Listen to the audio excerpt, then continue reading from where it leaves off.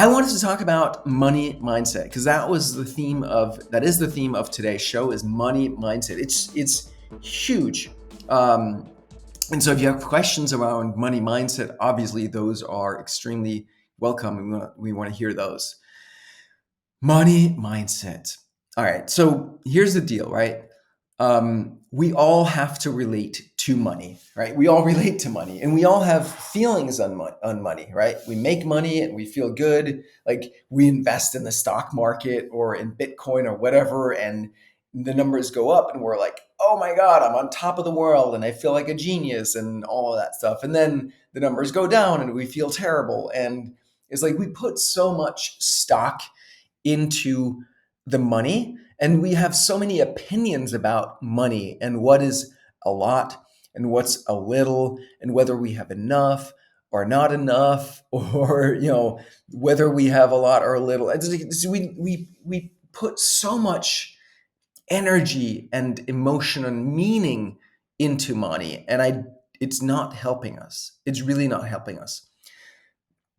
One of the things that I try to avoid in my life is I avoid ever speaking in terms of, what I can afford or not afford, right? It's like, oh, I want this thing. Like I want to go on this trip, on this vacation, and I want this product or this, whatever it is. This designer handbag. I'm not really a designer handbag kind of person, but whatever it is, I will never say, oh, I can't afford that, right? I will say, how can I afford that? What would I have to do? What would have to be true in order for me to afford that? Maybe I don't want to invest my money that way because there are other things I'd rather invest my money in, right? But I will never say I can't afford that. And I think you should eliminate that phrase from your vocabulary as well. It's just a matter of being creative enough to be able to afford it. If this were say Jeff Bezos or Elon Musk or Steve Jobs or Richard Branson, who didn't have the money, like imagine those people without the money but with the mindset that they currently have, do you think they would figure out a way to afford whatever it is? Probably, right? They would probably be able to figure out a way. So if you can start to think more like those people, then you can figure out a way to afford it also. Now, there's always sacrifice in anything that we want in life. Anything that we want involves sacrifice. And maybe you're not willing to make that sacrifice, and that's totally okay. But then it changes from I can't afford it, which is a victim mindset, right? I'm at the mercy of some authority, money, that says I can't have it. And instead, I'm in charge and I make a choice. I want this, but I'm not willing to give that for it. Hence, I don't want it that bad. I don't want it enough. And so I choose not to invest my resources that way, not to make that sacrifice. So I get to be empowered in that choice. And I think if you go out and you're selling your services and you're charging a price that you feel is like crazy high, right? Like, oh my God, that's so much money. That attitude, like if you feel like that's too much and you're not worthy of that attitude, that energy is going to show up and other people are going to respond to that. They're sensing your energy that you don't feel like you're worthy of that amount. And so they are probably not going to pay that amount. But for you, it's like natural and easy, then that's the energy that people are going to respond to. Not everybody's going to say yes, but there's not going to be that friction of you feeling like, of you projecting an energy of like, this is too much and I'm not worthy and all of that. Does that make sense? I hope. Yeah. So, yeah. Share your takes, like what resonates with you and your takeaways from this in the comments. I wanna see in the chat what's resonating for you guys. So one of the things that I remember from my childhood is that my parents said something like we had some my mom had a business partner, and they were getting wealthy at a young age from the software company that my mom started with his business partner. And him and his girlfriend, my parents would always talk about, and like saying they lived like counts and barons. It's kind of a Danish expression, grever og baroner. De lever som grever og baroner. They live like counts and baronesses, barons. They live like counts and barons. That's what my parents would say about them. And it was that like attitude um, of like it's too much. Like they shouldn't spend money like that. Like who says you shouldn't spend money like that? Like what is that mindset that says like, oh, that's too much and we have to be austere and conserve and all of that stuff. Like that's just a belief in your head. It's a judgment of other people. And when you judge other people that way, you're judging yourself that way.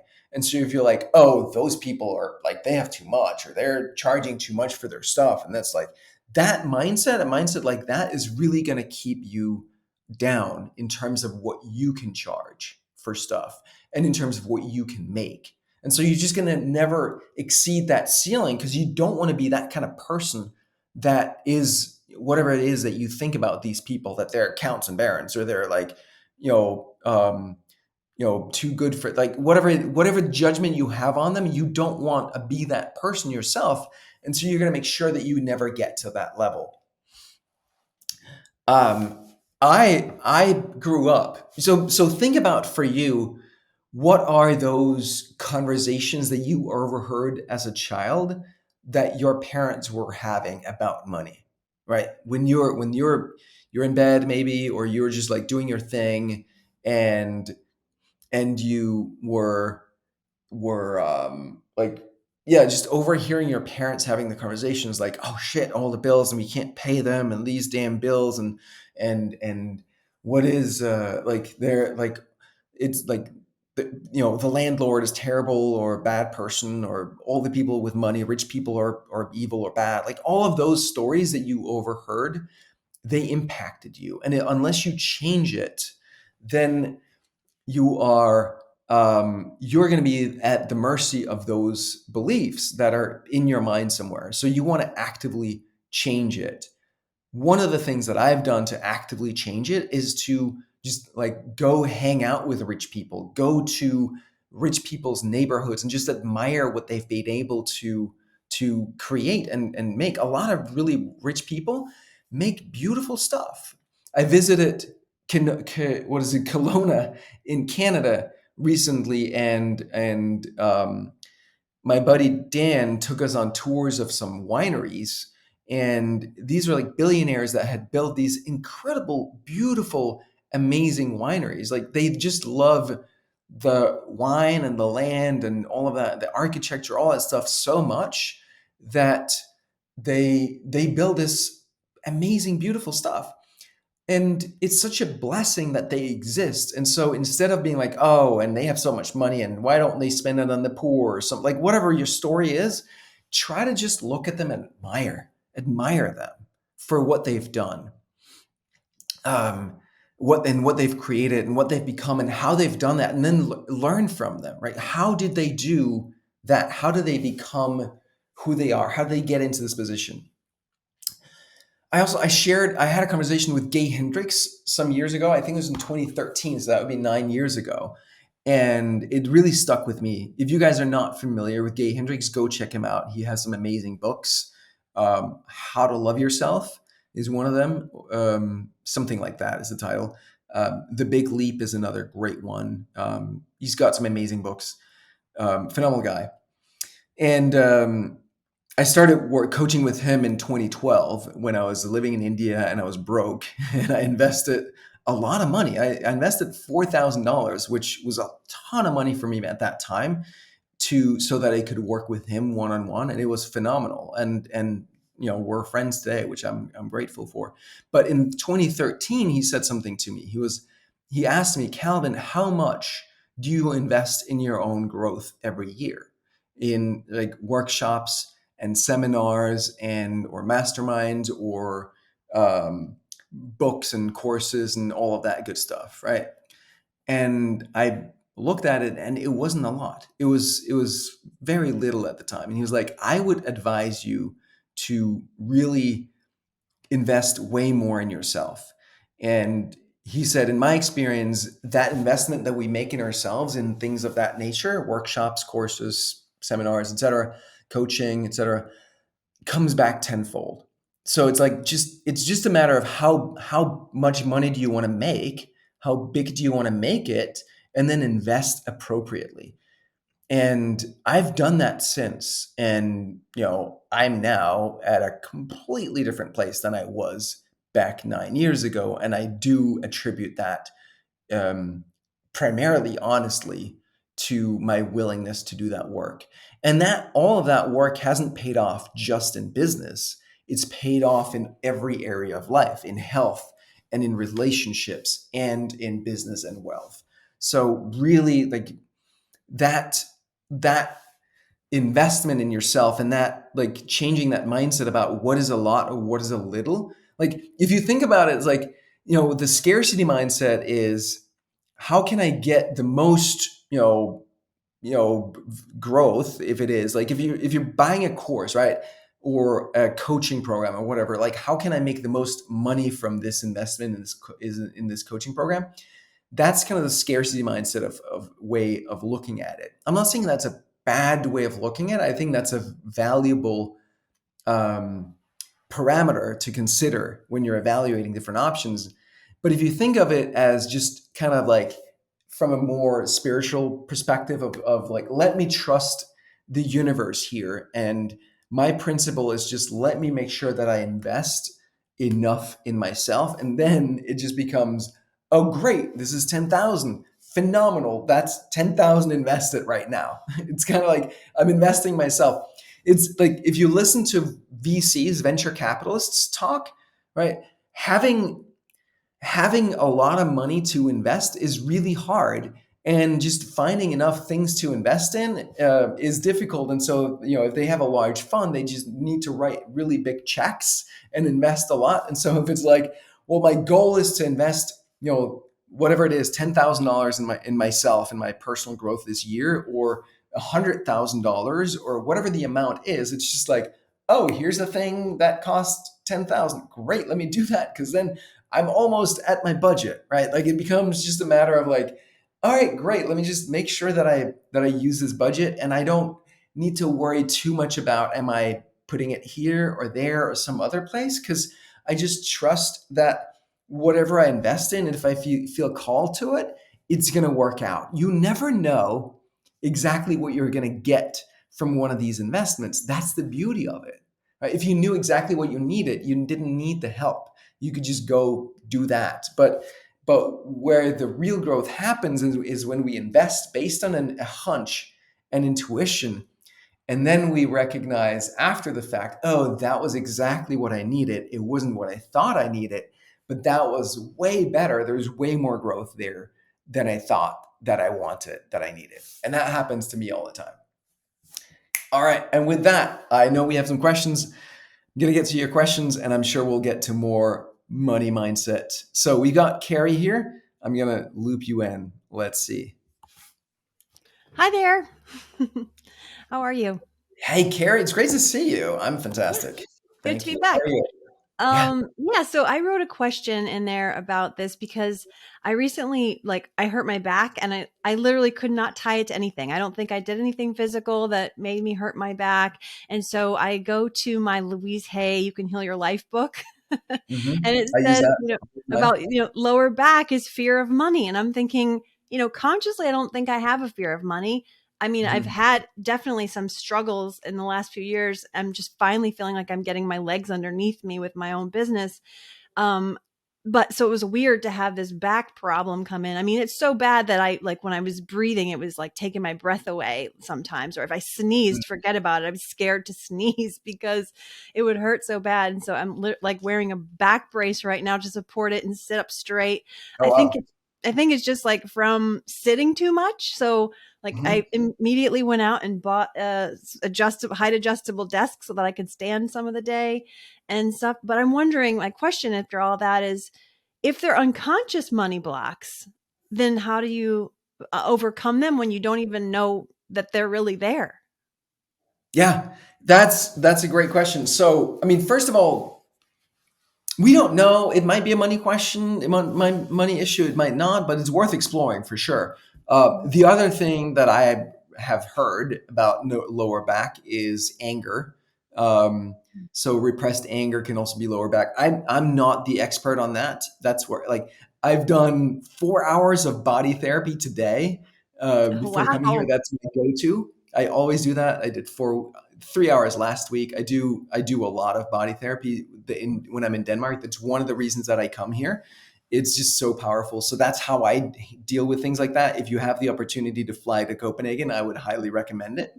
Go get some body SDS and work on it that way. I'm confident they can heal whatever it is. And what's beautiful about the body therapy, the body SDS body therapy is that it works exactly on like they'll work on the physical part, but they'll work on the emotional and spiritual part as well. Hmm. Anyway, sales pitch for body SDS aside, I'm just a huge fan. They don't pay me for this, but I'm a massive fan.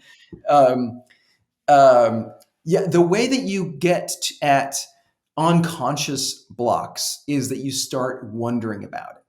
Hmm. Right? So you ask your unconscious mind to show you what it is that you need to see about this. So, Hmm. like, what is it? What is the unconscious block that is causing my lower back pain? I don't know if it actually if it was lower back or Yeah, I think so. Yeah. yes, lower back. All right. Mhm. So you put that question out there, write it down. What is the unconscious block causing my lower back pain? And just live with that for a couple weeks or however long it takes for something to bubble up Mhm. and then go with it. Right? Mhm. Just trust what comes when you feel that hit that says, this is it. Sort of Right. like listening to your intuition a little bit, just once you frame the question, then you can Exactly. get the answers. Yeah. That's a Exactly. good point. Right. I mean, that's how that works. We the more that we can ask questions to which we don't know the answer and just live in the question, in the not knowing, in the Mhm. wondering about it, the better it is. Because then the answers can bubble up from Mhm. parts of our psyche that we don't normally have access to. Yeah. And I guess I thought of another question as kind of a follow-up, if I can go with another one. Go for it. Is that okay? I had this conversation with a friend of mine this morning, actually, a fellow business owner, small business owner, and she was saying how she was noticing how she had some fear around getting like a bigger client, like a client that was going to demand that she grow fast, and so she was kind of holding back. And I was thinking, oh, I've felt this before too, of like, well, but if I get that big client, I don't know if I can do it on my own. Like, what am I going to have to do to get bigger to serve them? And so then the fear would hold me back. And so we were kind of talking about that today. I thought maybe that could be helpful. Yeah. Yeah, I think that's super common, right? Like we are I had it this week. So I did this one day, mastermind workshop thing yesterday, and even just before, I was like, oh, I was kind of like, damn, why did I do that? Like, why did I have to do that? Because like now I have to go there and perform, and there is that anxiety that comes up, like, oh shoot, I don't know if I can do this. I don't know if I'll be able to deliver. Mm. Um, and what I do is just, is breathe into it, relax, trust. Like there's nothing I can do about it at this point. I've already committed. I'm not going to cancel it. Hmm. And because I know if I did cancel, I could cancel it obviously, but I know if I did, I would hate myself for it. I would regret that totally. Yeah. Right. So at this point, there's nothing I can do. I know that time is going to move right along. And at Hmm. some point, I'm going to sit in that room with these people and, be on the hook to perform. And when that happens, I also know that probably I will be so immersed in being there in this room with people that voice isn't even going to be there. That's very relatable for me too. I will sign up for things to speak. Let me go speak at this group. Let me go, do this Mhm, training or whatever. And then as it's coming up, I'm like, I'm thinking the same thing that you said. It's like, oh, why did I do this? It's so mhm, much. It's such a heavy lift. I got to do all this stuff. But then when I do it, I'm always like, that was great. Like I need to do more of this. It was so great. So it just must be psychological that you just have to keep mhm. overcoming these things. Well, and but not even, yes, overcoming, but also like really get to that point where you enjoy it, right? Mhm. Where you enjoy that feeling. Like it's a yucky feeling, but figure out how to just be big enough that you really love that feeling, because it's a feeling that tells you you're right on the path. You're doing exactly what you're supposed to be doing, and that you're taking the step that you want to take so that you can grow, So and it's you like want to grow. embrace the resistance. Like, Exactly. Right. yeah. Enjoy it. Right. Yeah. Like all of those yucky feelings, we need to be good as well. Right. We need to Mhm. feel good about having those yucky feelings. So it's not even like, oh shit, like I hope that if I do this enough, that yucky feeling goes away. No, it's like I hope that I do so much and keep pushing myself so much that I keep having this yucky feeling pretty much every day. Yeah. And I just learn to love it. Welcome the yucky feelings. I love it. Okay. Yeah. Thank you so much. Oh, you bet. Yeah, my pleasure. Thank you, Carrie. Bye.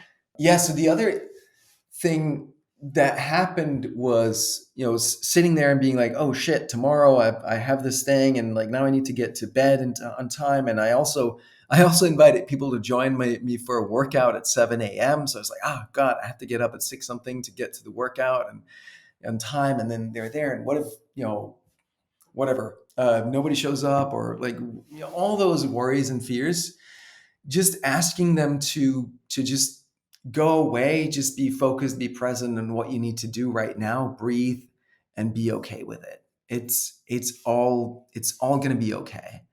And the other piece is like, ask some higher power within you to support you, right? So when I'm doing any kind of training, coaching, teaching, like even here, I'm relying on a higher power, on a higher aspect of myself, on a higher self to show up and deliver exactly what you need to hear, whether it's those people who are calling in with a question, or it's those people who are just listening to the questions, right? So it's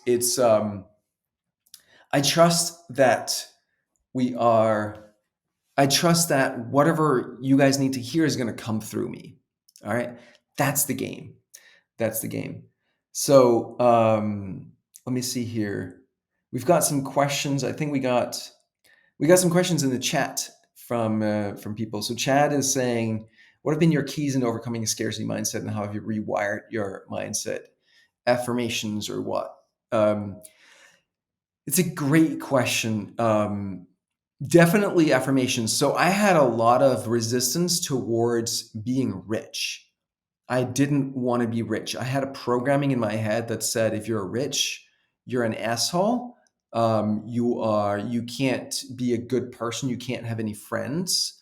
Um, you can't be, if you're rich, you're cold and heartless and disconnected from other people. So that was a major thing that I had to overcome. And it was kind of like, I felt that the we were fairly rich in the household, in my family, growing up, definitely like upper middle class kind of thing. um, and I felt that the environment that I grew up in was very emotionally cold.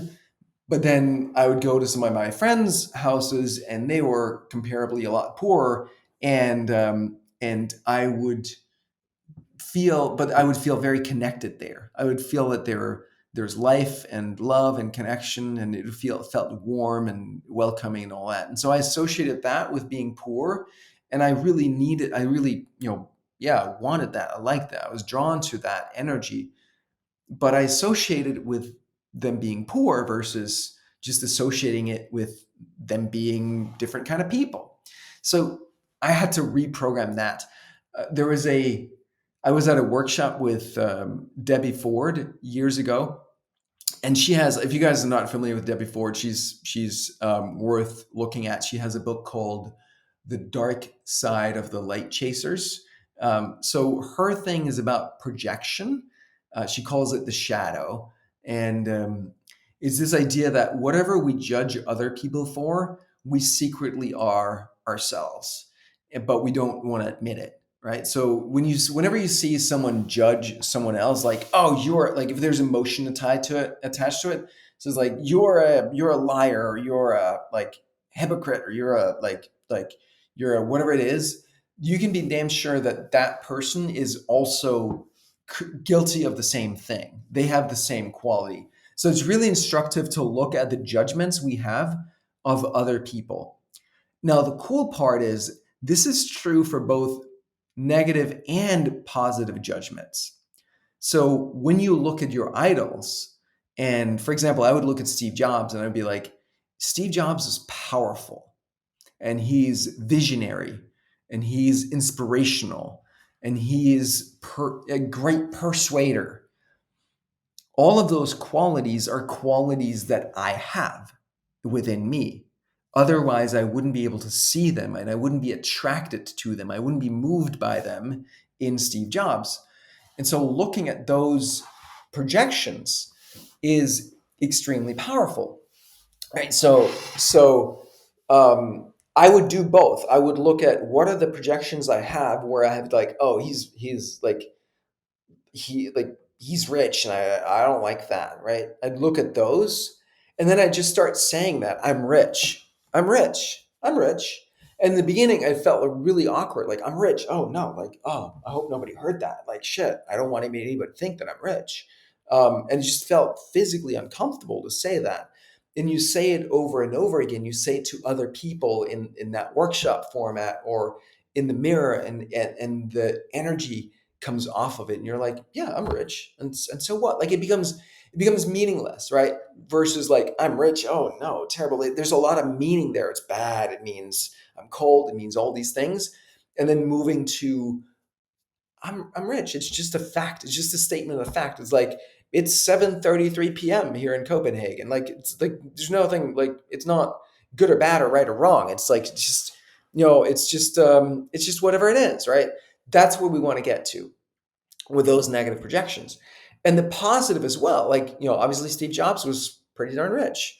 And so that's one thing as well. Like you can look at, that wasn't one of the ones that I picked though. I picked powerful and visionary, inspirational, and all of those things, all of those qualities instead.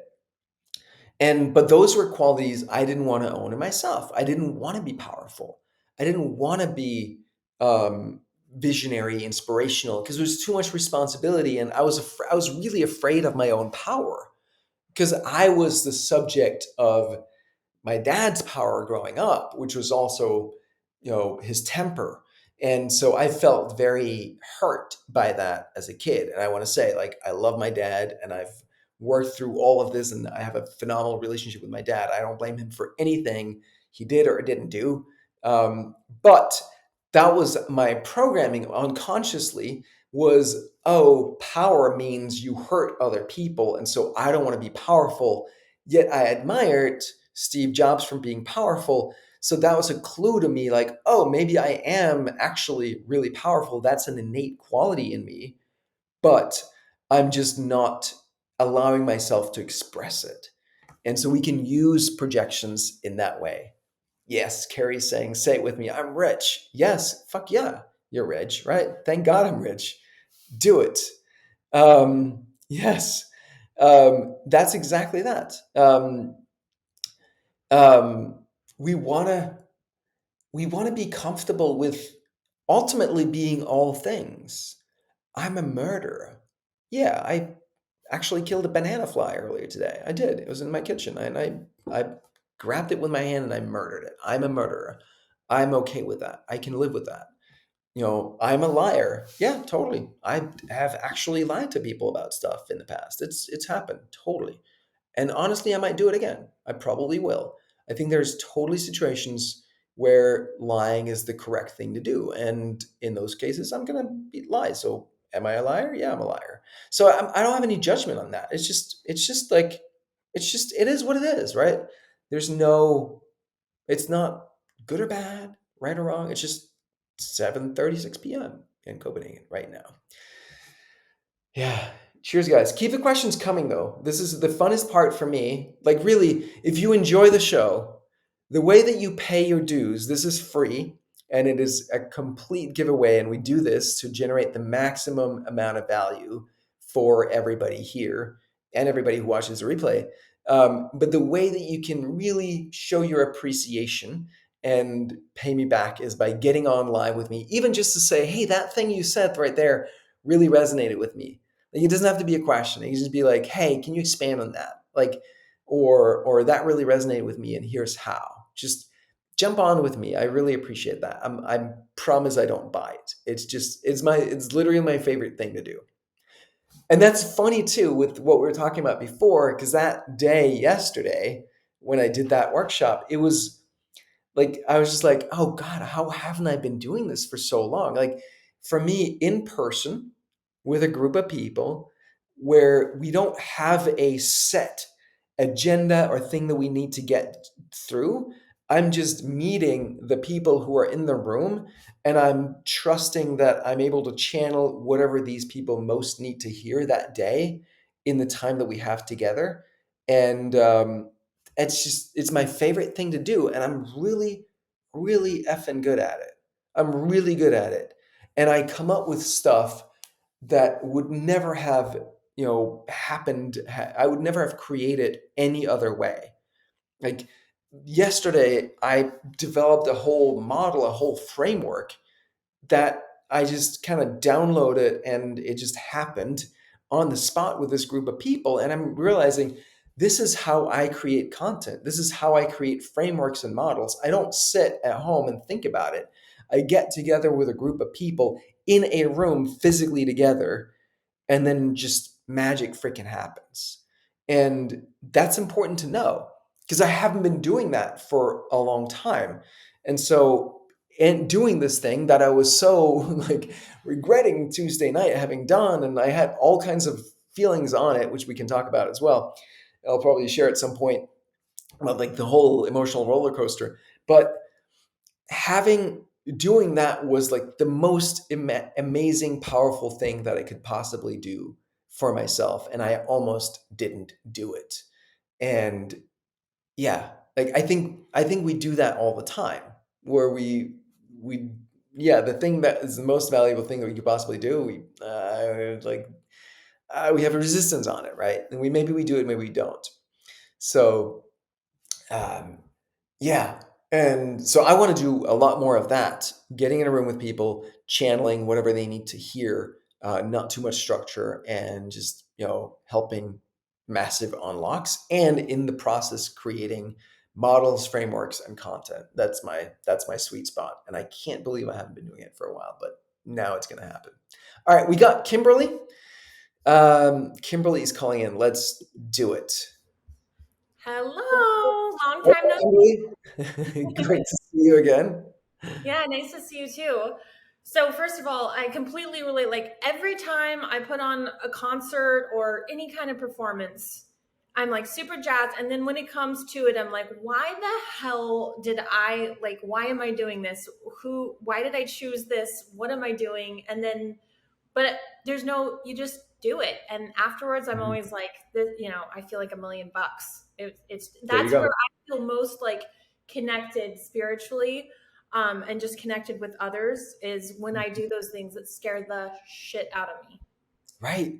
Well, and there's something beautiful about that too, because when we're scared, we're really coming alive. Right? Fear is excitement with a breath held.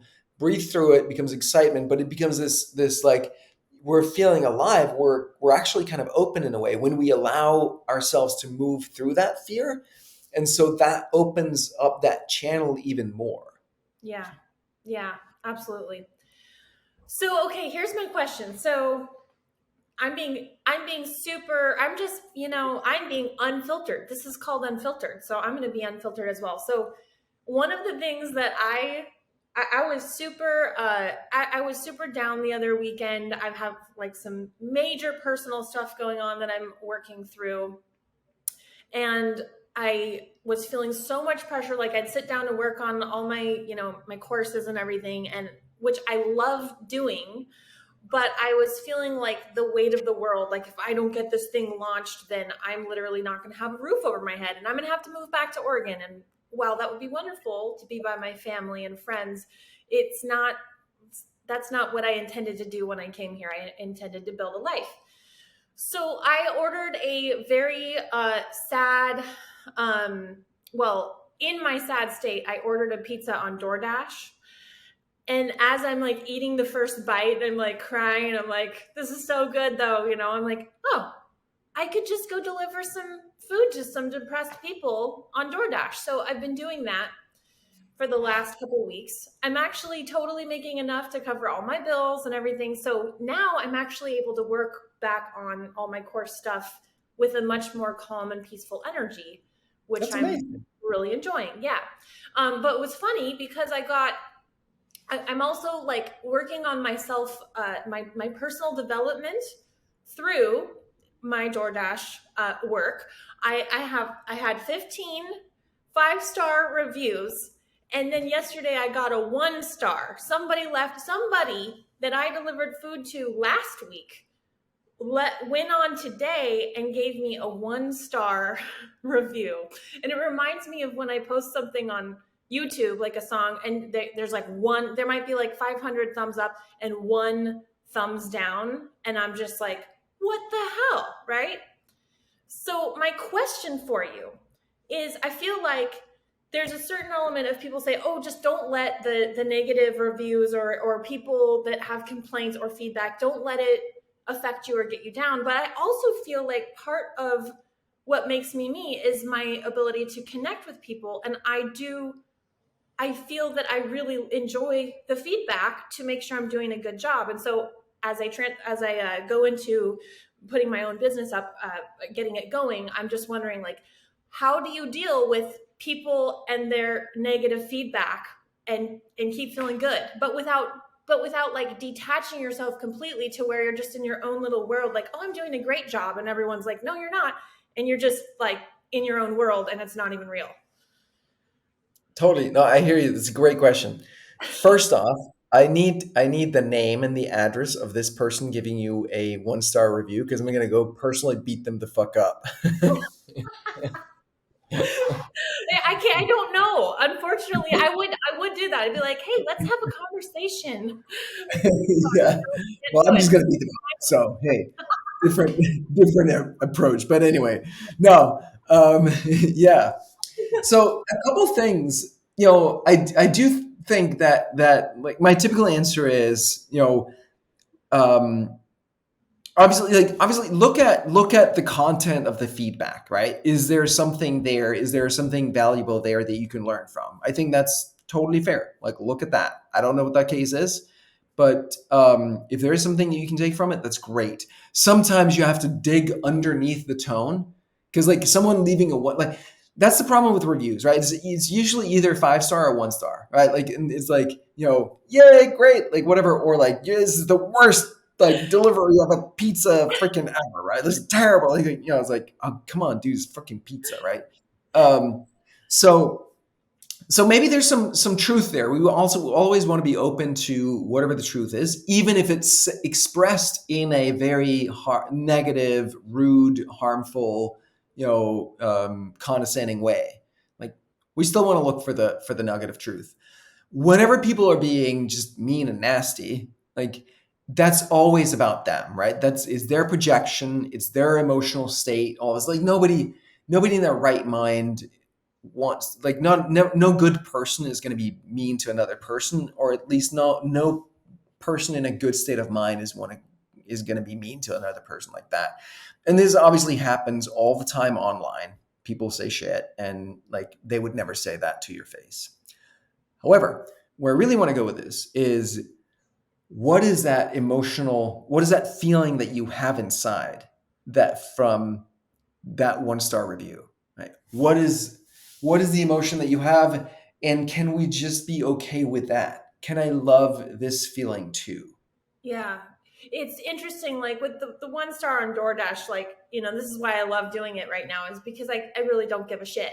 I'm like, well, I mean, I care obviously about doing a good job, but it's easy for me to detach and just go, well, I've got the 15 5 stars and the 1 1 star. Like, I'm doing a good job.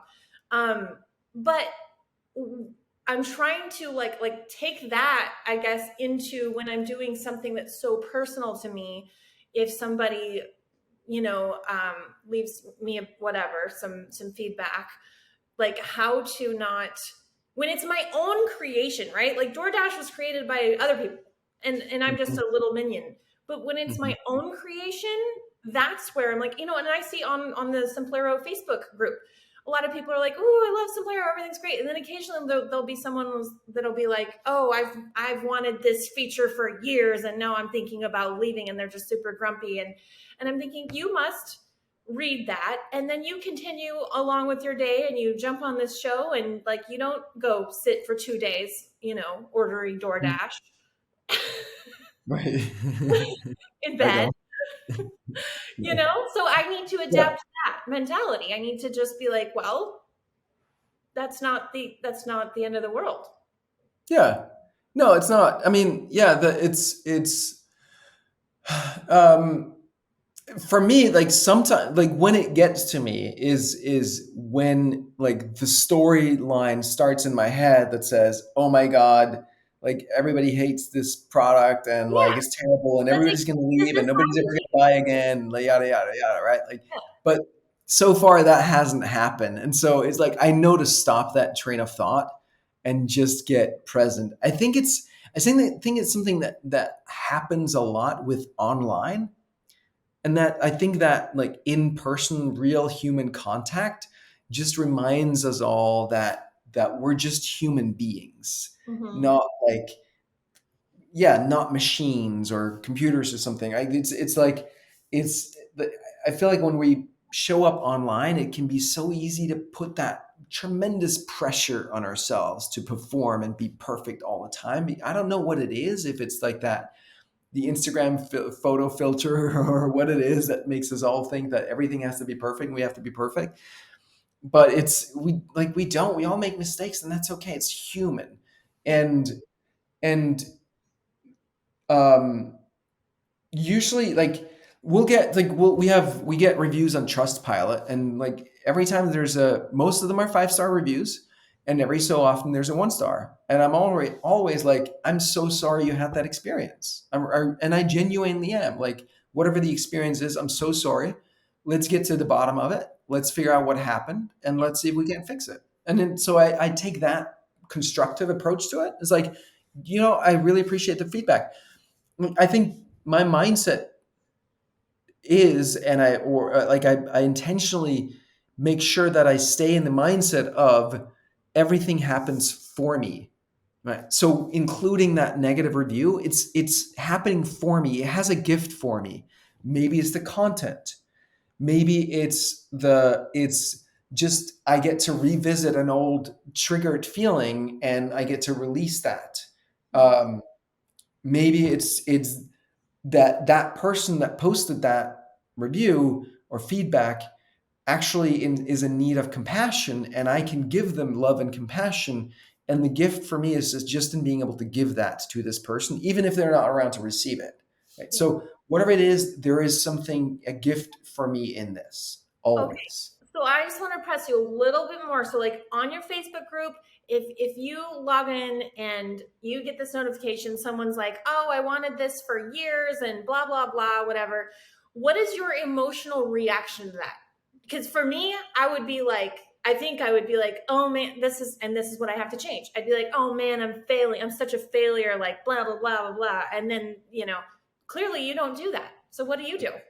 Yeah, I go like, "Hey, I'm so sorry you feel that way." I am empathize. I totally understand why Yeah. you feel that way, and then I'm just, all right, here's where we're at. You know, Yeah. here's, where that feature is in the queue or how far we are along with it, and like I try to lay it out and see if we can solve the issue. Yeah, that's Yeah, I much don't better approach. Okay, much more yeah. effective. Yeah, I don't get hung up on it. Nice. It's everything is solvable, right? Yeah. Like in a like to what meaning that most of all people just want to be heard. Yeah. Right? So that's the most important thing. When people are upset, they just want to be heard. Yeah. Um, if you can go with them, like the tendency is someone is upset, like, oh, this is terrible. And then you're like, oh, come on, like it's not that bad. Yeah. And the only thing that's going to make happen, that's going to do is make them go even more. No, it is really terrible. Yeah. If you go with them and you're like, yeah, that's awful. I'm so sorry. Like this is like worse than terrible. This is like shit. This is the worst thing ever. They're going to be like, oh, it's not that bad, but I'm like, but it's a Yeah. bummer, right? And so then they're going to kind of move to the center.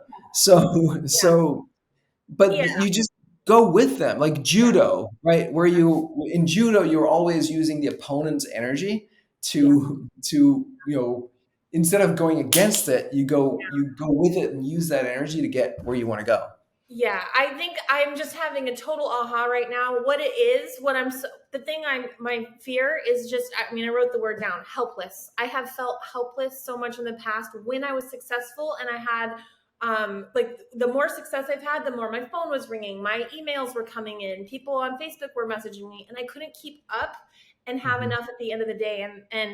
So I just need to combat that like helplessness feelings. But mhm, that's why I moved here, to get space, to put up mhm, like boundaries, and to get support, and which I'm doing through this, and then my sister's going to be helping me with admin stuff as well, which I think is going to be super helpful. So then when there is a problem, I'm not like, shit, I really can't help you, I don't know, I can't even help myself right now, I'm drowning.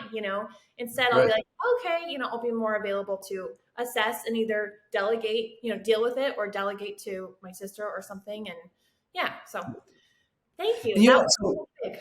that's amazing. That's so amazing. I love that you're sharing that, and I love that you had that huge unlock. That's amazing. So one of the things that has happened for me this week, one of the wins is for me learning also to let go of, like, I get so much email and so much incoming on Slack and our Linear, which is a tool we use for managing engineering, and Facebook and all of the other channels. There's no way that I can keep up. I just can't. Just even staying on top of our Slack and my email is a struggle, especially when I'm here and I did uh, Monday and Tuesday. I did two full day private workshops for me, and then Wednesday I did the workshop with my customers. Right, so there's like 3 days, and then meetings in the afternoon and evening because that's when we normally do it. It was like, and I just can't keep up. And I'm human, right? It's like that sort of like that little young boy programmer side of me. He wants to do everything right and has a lot of rules for how you have to be and how you have to do, and like if you like you have to answer all the things, like. And I really like to be that kind of person. Like when I do hiring, for example, for engineers, like I do that me personally as the CEO. I don't delegate that to anyone, and I enjoy that where I'm like I'm really sort of in the weeds and out there. But then there's also just I'm human. I can only do so much, and um, yeah, just being learning to be okay with that, right? So when all that stuff is coming at you, you're just a human. You only have so many hours in a day. You also need to have time to enjoy a DoorDash pizza and do some exercise and watch a movie and have some fun and see some friends and all that stuff. And like you can't, like, hey, just guys, like I'm being flooded right now, it's too much, and my processes for handling this haven't kept up yet. They're behind, which is the normal state of affairs, is to be behind on those things. And just be like, yeah, that's where I'm at, right? To be Yeah. So human. then either just delegate, or just if something can't be delegated, then it just has to sit there and wait. It has to wait. That's it. That's Yeah. all you can do. Yeah. Yeah. I remember hearing years ago someone saying, like, everybody always feels like they get too much email.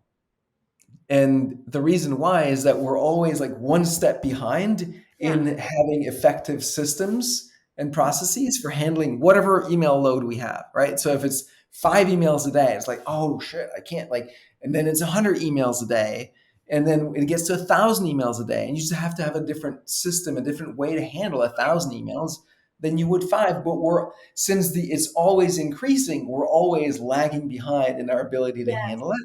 And Yes. now it's not just email, Everything right? with business as you're Exactly. growing. You're always kind of a step behind. Yeah. Exactly. And now it's not just email, it's Facebook and Slack, and it's like all of the channel. Like we have so many inboxes these days. It's ridiculous, right? It's Yeah. impossible. Because actually inhuman to Yeah. have this many inboxes. It's untenable, it's unmanageable. But this is the reality that we live in. This is the Yeah. life that we have. So Yeah. until it changes, that's what we Yeah. gotta deal with. Yeah. Wow. Thank you so much. It's all so good. Thank you. I hope people listening can relate to some of this too. Yeah, I'm sure they can. All Yeah. right. My pleasure, Kimberly. Thank you.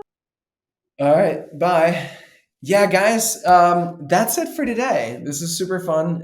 Let's do this again. I want to ask for your guys' feedback and help with one thing, which is um, share with me privately, if you will, in an email, calvin@simplero.com. Let me know what your suggestions are for how we can get more live engagement, live coming on, having conversation with me. I enjoy sharing my insights, but I enjoy talking with you guys live more. So, what is it we need to do? Some of the things holding you back from jumping on and joining me here and sharing or asking or whatever? And what are some of the things that you think that we could do that would get us more live interaction? I want to, open up to you guys. Crowdsource the answer to that. So please email me, calvin@simplero.com, with your tips and insights on how we can do that. Thank you so much. Yeah, I think that's it for today. So be well, everybody. Have a phenomenal week. Go make something big happen inside of yourself and outside. And yeah, just keep being awesome. Thanks, everyone.